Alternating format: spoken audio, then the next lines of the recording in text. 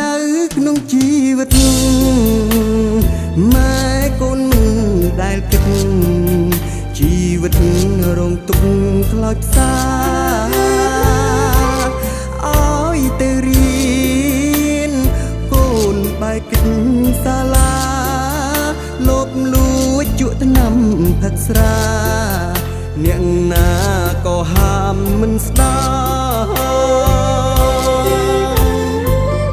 សែបគប់មិត្តភក្តិមិនដែលមានល្អនោមតែភាពវឹកវរបង្កតែភាពអ៊ូអាតធ្វើបាបម៉ែឲ្យលោកឈឺចុកចាប់ធ្លាក់ខ្លួនក្នុងសំណាញ់ច្បាប់ទើបដឹងឈឺចាប់ខ្លួនឯង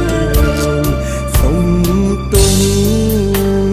ដល់លោកអ្នកមានគុណលោកខិតខំរែកពុនតែកូនធ្វើឲ្យចំបែ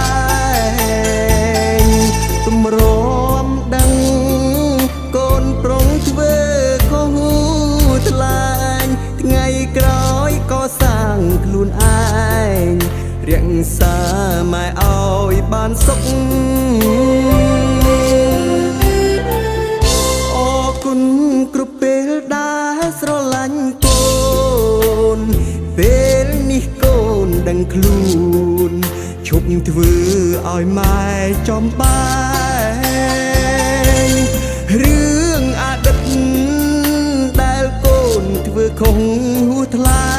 ងថ្ងៃក្រោយកូនសាងខ្លួនឯង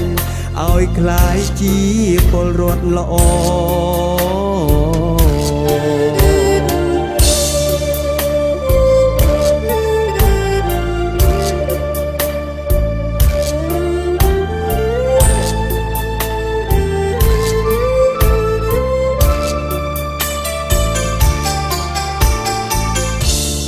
សុំ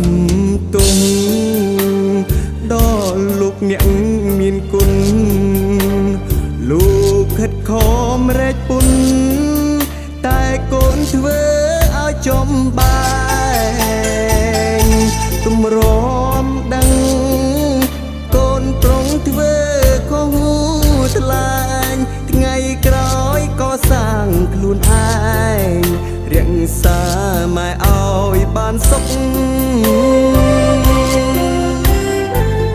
អរគុណគ្រប់ពេលដែលស្រឡាញ់កូនពេលនេះកូនដឹងខ្លួនឈប់ធ្វើឲ្យម៉ែចំបែងរឿងអតីតដែលកូនធ្វើខុសហួសថ្លែងថ្ងៃក្រោយកូនសាងខ្លួនឯងឲ្យក្លាយជាពលរដ្ឋល្អ